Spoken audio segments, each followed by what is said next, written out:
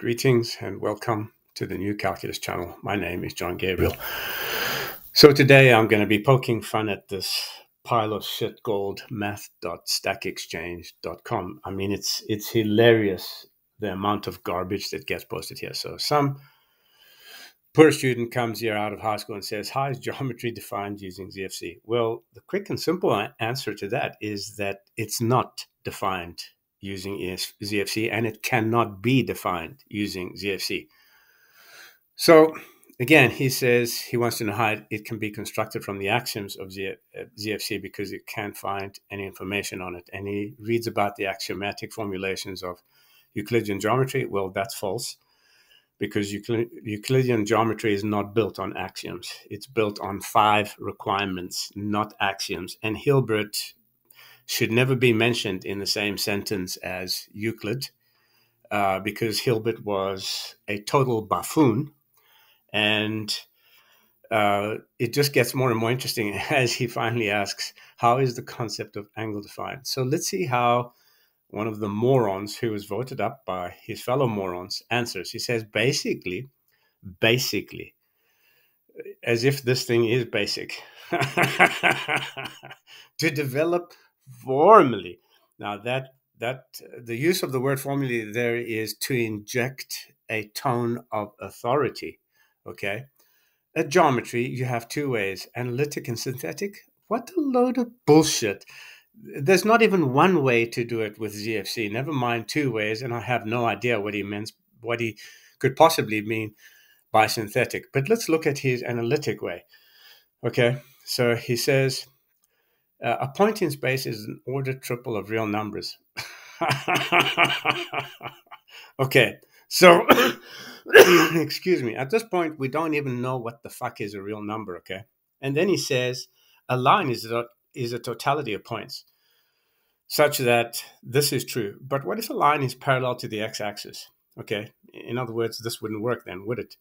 So, of course, it fails right from here because Euclid wrote 6 books, 6 entire books before he touched the subject of number. He didn't get anywhere close to number until those 6 books were complete. By that time, before he introduced numbers, arithmetic was already in place with magnitudes. Proportion was in place with magnitudes. There were no numbers. There are no numbers in the first 6 books. Okay, so these utter baboons will then wax eloquent. And so here's his synthetic way, which is really even funnier. He says space will be regarded as a set S. So what are the problems? So we started discussing this on the Discord, the new calculus Discord, having a good laugh at it. So, it's almost absurd how these people think. Their definitions are, it's as if they're taking a crap and they're using that as their definitions. So let's just look at the very first one. He says all lines and planes are sets of points. Well, a line doesn't consist of points. It doesn't consist at all. It's the distance between 2 points. And if you want to find out more, you can read my article here, which is about the fact that a line does not consist of points. It doesn't consist of anything. In fact, a line has no breadth or width or anything like that. Okay, that's why that was written in the elements, to explain to you that it's not a tangible object. When you draw a line, it's not the same thing as the real line. Okay, it's just a visualization or an instantiation of the idea of straight line. It's not a straight line. Okay, so if you say this, that's not a straight line. This is not a circle. Okay, this is not a triangle. This is not a square. You see what I'm saying? These fucking idiots have failed even before they can start. So they're trying to basically use the concepts of geometry in their very own definition. So then they write further on this crap site here, PQ is a unique line containing PQ. Well, it's actually not unique, because a line, by definition, requirement 2 to be exact of Euclid's element, not axiom 2, requirement 2, says that a line can be extended, the distance can be extended indefinitely in both directions. So if what he or she was saying here is true, then it means that you can't extend the line. So there are innumerably many lines with P and Q as locations. You see, points are like flags along the side of a road. They're not part of the road. I mean, a road sign is not part of the road. The road is the asphalt, the cement, whatever is laid down, the concrete. That's the road, okay? So the problem is that primarily a point is a primitive concept and only reifiable under conditions. So one has to add a lot of layers in order to reify a point. In other words, to get to the point where you can say an ordered triple of numbers, not even real numbers, of numbers, because there is no such thing as a real number. You just have to believe that. And there's no way to define real numbers using the bullshit of set theories. There's no way to define number. See my previous video to the one I've just created, and you'll realize that you cannot restate the 5 requirements of Euclid using the bullshit of set theory. Okay? So he continues and he makes, here's another hilarious claim. We define the relation of betweenness.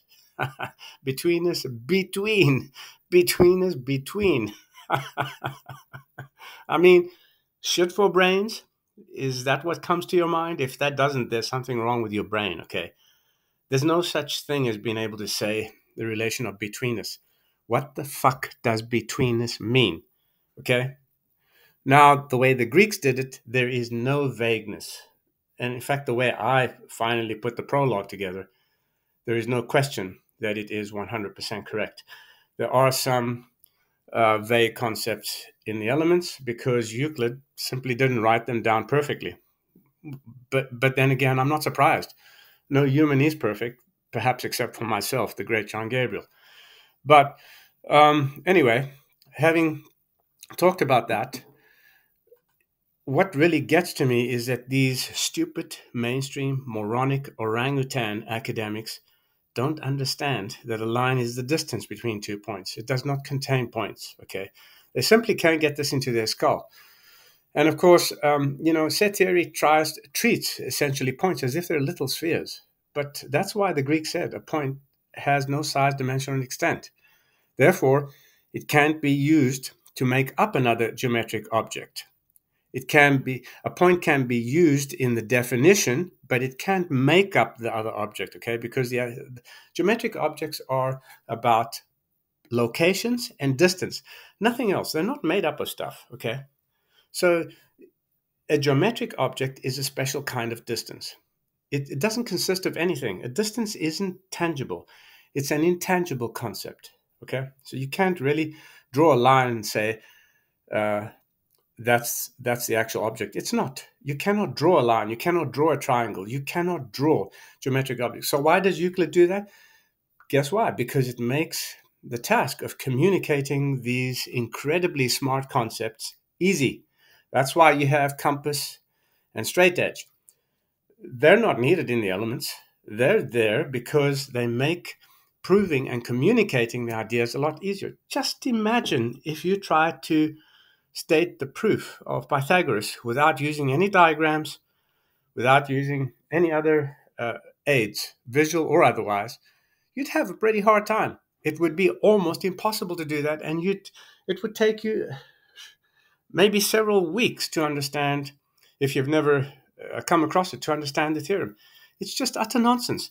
Now, the degenerates that followed after the ancient Greeks didn't realize these things, okay? Because they're not smart. They don't have the same clarity of thought as the ancient Greeks had. So what you find here is on this site here, Stack Math Exchange, is a lot of garbage. It's a collection of idiots who are smelling their own farts in their own fart echo chamber, okay?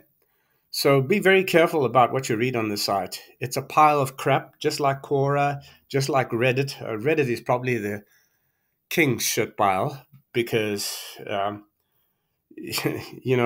most of it is just pure libel and bullshit. But here, at least, it has a semblance of some reasoning, even if it's completely wrong. If you're not already a subscriber, become one. Follow me on academia.edu. Tell your friends about this.